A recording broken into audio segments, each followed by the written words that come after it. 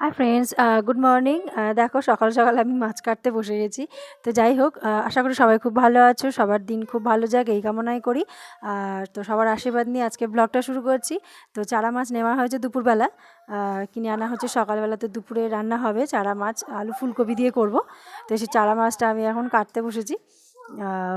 প্রথমবারে কি হয়েছে, আমি ভাবছি কি যে ভিডিওটা শুরু মানে হচ্ছে, আমি রেখে কিছু দেখি ভিডিওর বাটনটাই অন করতে ভুলে গেছি। তো যাই হোক, আমার ননদের ছেলেকে বললাম যে ভিডিওটা করে দিতে।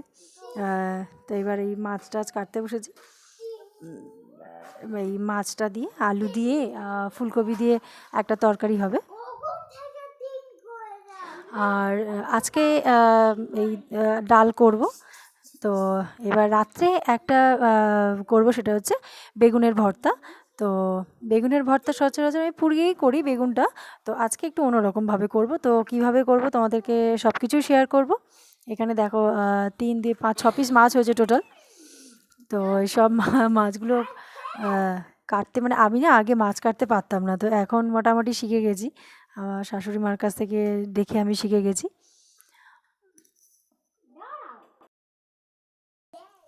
এমনি মাঝে মাঝে না, মানে চারা মাছের ঝোলটা বেশ ভালো লাগে খেতে। মানে এমনি চারা মাছটা তো জ্যান্ত মাছ থাকে, পেটটাও ঠান্ডা করে, ভালোই লাগে খেতে চারা মাছটা। একটু হ্যাঁ, একটু কাঁটা বেশি হয়, বাট চারা মাছের বেশ ঝোলটা ভালো লাগে। আলু টমেটো দিয়ে হোক বা আলু ফুলকপি দিয়ে হোক, বেশ ঝোলটা বেশ সুন্দর লাগে খেতে। তো ফ্রেন্ডস, হয়ে গেছে আলু ফুলকপি দিয়ে মাছের ঝোল। এখানে ডাল হয়ে গেছে, ওখানে একটা অন্য বাচ্চাদের তরকারি আছে, এখানে ভাজা আছে আলু বরবটি কুমড়ো। দেখো, তোমাদের বলছিলাম যে বেগুন ভর্তা করব। তো বেগুন ভর্তা আজকে আমি একদম অন্য রকম পদ্ধতিতে করব। আমি বেগুনটা পুড়িয়েই করি সচরাচর, তো আজকে একদম অন্যরকম পদ্ধতি। দেখো, আমি বড় বড় করে বেগুনটা কেটে নিয়েছি। তো আজকে করব বেগুনটা ভেজে নিয়ে।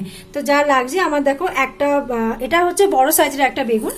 তো আমার লাগছে একটা পেঁয়াজ বড় সাইজের, এখানে রসুন নিয়েছি আমি 6 কোয়া, এখানে আদার কুচি নিয়েছি 1/2 ইঞ্চি আদার কুচি, একটা বড় সাইজের টমেটো আছে, এখানে জিরে গুঁড়ো, ধনে গুঁড়ো, হলুদ গুঁড়ো, নুন আর রয়েছে।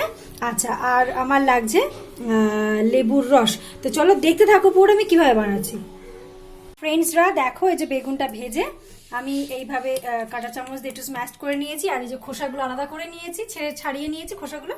আচ্ছা, এখানে ধনেপাতা কুচি আছে, কাঁচা লঙ্কা কুচি আছে, এটা আমি লাস্টে দেবো আর কি, ধনেপাতার কুচিটা। এখন কড়ার তেলের মধ্যে আমি আদা রসুনটা দিয়ে দিচ্ছি।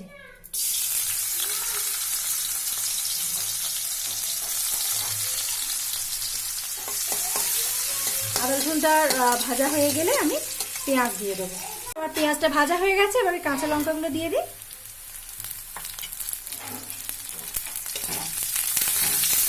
এবার ফাট ফাট করে ফাটবে,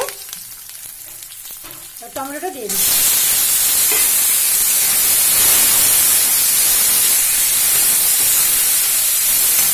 টমেটোটা দিয়ে দেখো সাইড দিয়ে তেল বেরিয়ে এসছে, মানে ভাজা হয়ে গেছে।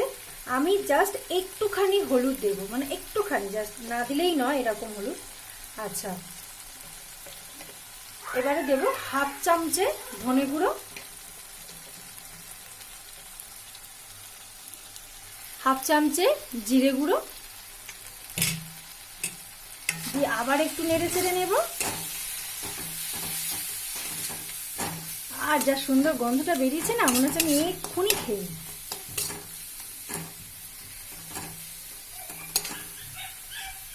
মশলাটা পুরো কষা হয়ে গেছে। এইবারে আমি কি দেবো, ওই যে বেগুনটা এবারে আমি দিয়ে দেবো, যেটা স্ম্যাশ করে রেখেছিলাম ওটা দিয়ে দেবো।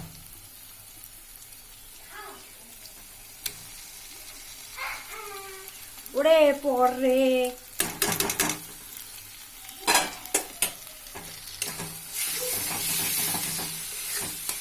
এবারে বেগুনটা দিয়ে ভালো করে একদম নেড়ে চেড়ে পুরো বেগুনের সাথে মশলাটা পুরো মেখে নিতে হবে।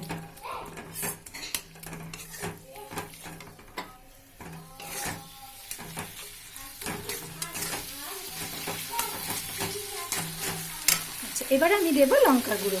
লঙ্কা গুঁড়ো দিয়ে দিয়েছি, এবারে একটু ভালো করে নেড়ে নিই।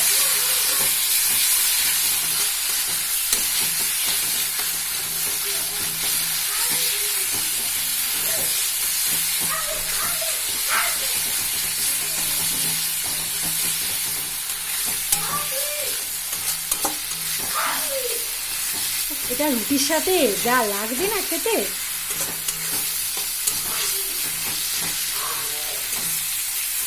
ময়দার রুটি, আটার রুটি হেভি লাগবে খেতে। জাস্ট ফ্রেন্ড, তোমরা বাড়িতে একবার ট্রাই করো, আমি যেভাবে আজকে করলাম ঠিক সেইভাবে ট্রাইটা করো। আর এখনো বাকি আছে দুটো প্রসেস, এটা নামাবো তারপরে।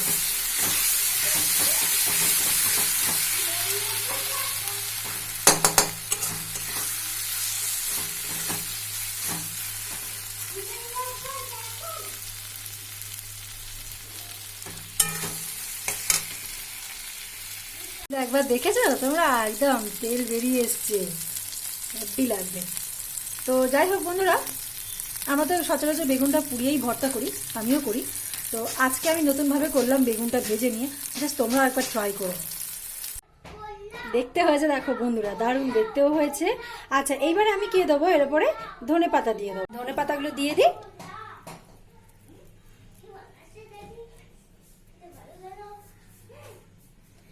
এবারে দেবো একটু লেবুর রস।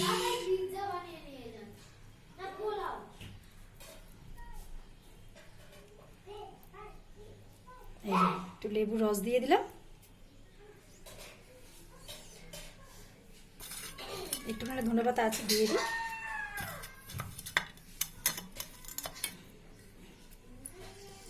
হয়ে গেল রেডি আমার বেগুন ভর্তা।